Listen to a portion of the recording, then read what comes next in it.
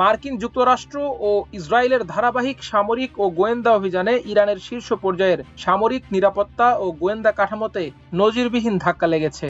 সাম্প্রতিক বছরগুলোতে অন্তত 52 জন জ্যেষ্ঠ কর্মকর্তা এবং কমান্ডার নিহত হয়েছেন, যাদের অনেকেই ইসলামী প্রজাতন্ত্রের ক্ষমতার কেন্দ্রবিন্দুতে অবস্থান করতেন। এই হত্যাকাণ্ডগুলোর ব্যাপ্তি ও গভীরতা শুধু ব্যক্তিগত ক্ষয়ক্ষতির মধ্যেই সীমাবদ্ধ নয়, বরং এটি ইরানের সামরিক কমান্ড, কৌশলগত সিদ্ধান্ত গ্রহণ এবং আঞ্চলিক প্রভাব বিস্তারের ওপর সুদূর প্রসারী প্রভাব ফেলেছে। El ejército iraní la dio a conocer el martes y explicó que tiene la capacidad de resistir a... এই তালিকার সবচেয়ে গুরুত্বপূর্ণ নাম ছিল আয়াতুল্লাহ আলী খামিনি। তিনি ছিলেন ইরানের সর্বোচ্চ নেতা এবং সশস্ত্র বাহিনীর প্রধান। তার মৃত্যু ইরানের রাজনৈতিক ও সামরিক কাঠামোয় এক অভূতপূর্ব শূন্যতা সৃষ্টি করেছে। তিনি ছিলেন চূড়ান্ত সিদ্ধান্তদাতা। তার অনুপস্থিতিতে রাষ্ট্রযন্ত্রের সমন্বয় ভেঙে পড়ার ঝুঁকি তৈরি হয়। আলী খামিনির মৃত্যুর পর জাতীয় নিরাপত্তা পরিষদের সচিব হিসেবে উঠে আসেন আলী লারিজানি। দীর্ঘদিনের অভিজ্ঞ এই রাজনীতিক আন্তর্জাতিক অঙ্গনেও পরিচিত ছিলেন, কিন্তু তিনিও শেষ পর্যন্ত ইসরায়েলি বিমান হামলায় নিহত হন।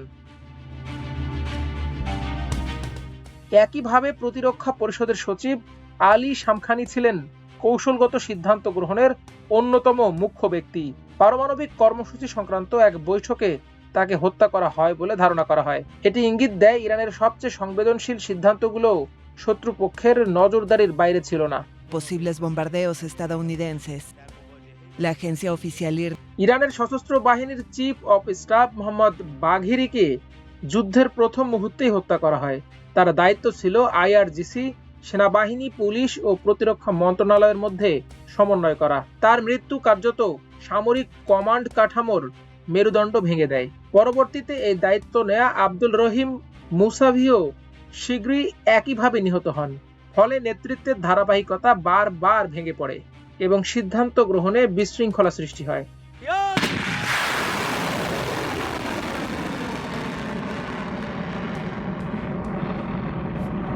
কমান্ড কাঠামোর আরেক গুরুত্বপূর্ণ স্তম্ভ ছিলেন খাতাম আল আনবিয়ার সদর দপ্তরের কমান্ডার গোলাম আলী রশিদ। যুদ্ধকালীন সর্বোচ্চ অপারেশন পরিচালনার দায়িত্ব ছিল তার উপর। তিনিও যুদ্ধের শুরুতে নিহত হন, যা ইরানের যুদ্ধ পরিচালনার সক্ষমতাকে দুর্বল করে দেয়।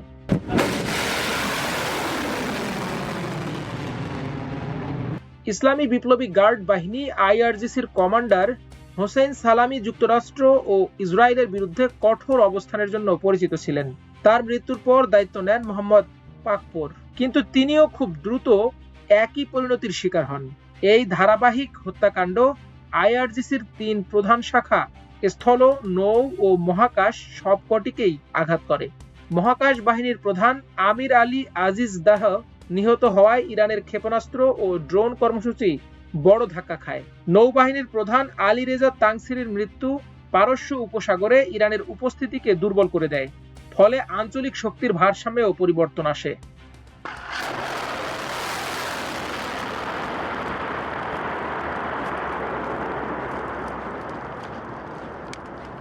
ইরানের গোয়েন্দা ব্যবস্থাও বড় ধরনের ক্ষতির মুখে পড়ে।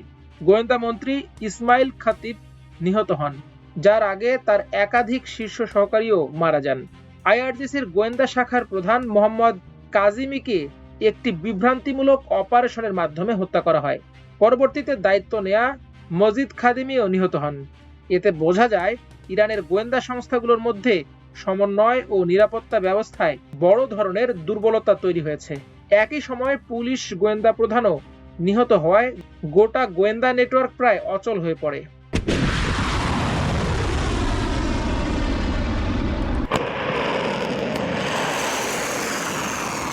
ইরানের পারমাণবিক কর্মসূচির সঙ্গে যুক্ত ব্যক্তিরাও হামলার প্রধান লক্ষ্যবস্তু ছিলেন। মোহসেন ফাখরিজদাহের হত্যাকাণ্ড ছিল এই ধারাবাহিকতার একটি গুরুত্বপূর্ণ অংশ। পরবর্তীতে এসপিএনডি সংস্থার প্রধান ও সাবেক প্রধান উভয়কেই একই বৈঠকে হত্যা করা হয় বলে জানা যায়। এতে বোঝা যায় ইরানের পারমাণবিক কর্মসূচির অগ্রগতি থামিয়ে দিতে সুপরিকল্পিতভাবে এর নেতৃত্বকে সরিয়ে দেওয়া হয়েছে।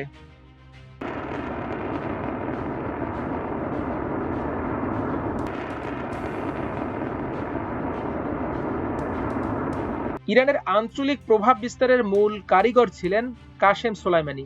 2020 সালে তার হত্যার মধ্য দিয়ে এই নেটওয়ার্কে বড় ফাটল ধরে। এরপর সিরিয়া, লেবানন এবং অন্যান্য অঞ্চলে কর্মরত একাধিক শীর্ষ কমান্ডার নিহত হন, যেমন মোহাম্মদ রেজা জাহিদি এবং আব্বাস নীলফরসান। ফলে ইরানের প্রক্সি নেটওয়ার্কও দুর্বল হয়ে পড়ে।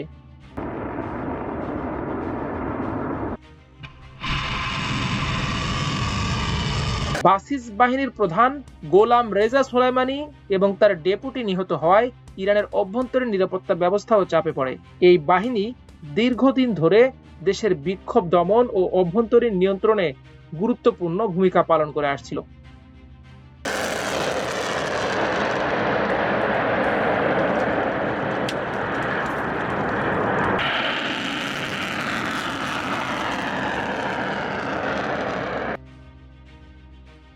এই ধারাবাহিক হত্যাকাণ্ডগুলো কয়েকটি গুরুত্বপূর্ণ বাস্তবতা সামনে এনেছে, যেমন ইরানের অভ্যন্তরে গভীর গোয়েন্দা অনুপ্রবেশ ঘটেছে যা শীর্ষ পর্যায়ের বৈঠক পর্যন্ত ট্র্যাক করতে সক্ষম।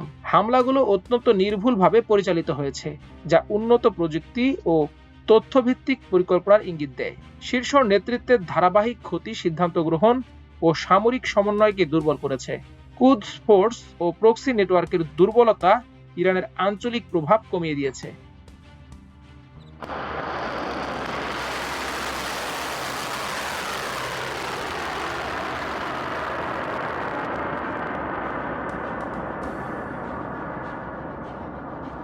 ইরানের 52 জন শীর্ষ কর্মকর্তা ও কমান্ডারের মৃত্যু শুধু একটি সামরিক পরিসংখ্যান নয়, এটি একটি রাষ্ট্রের ক্ষমতার কেন্দ্রবিন্দুতে ধারাবাহিক আঘাতের প্রতিচ্ছবি।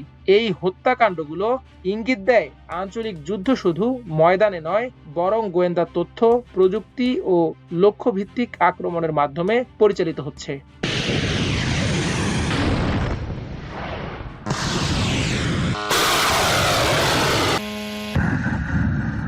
ইরানের জন্য সবচেয়ে বড় চ্যালেঞ্জ এখন নতুন নেতৃত্ব গড়ে তোলা, নিরাপত্তা ব্যবস্থাকে পুনর্গঠন করা এবং অভ্যন্তরীণ ও আঞ্চলিক স্থিতিশীলতা পুনরুদ্ধার করা। তবে এই ধারাবাহিক ক্ষতির পর সেই পথ কতটা সহজ হবে তা নিয়ে প্রশ্ন থেকেই যাচ্ছে।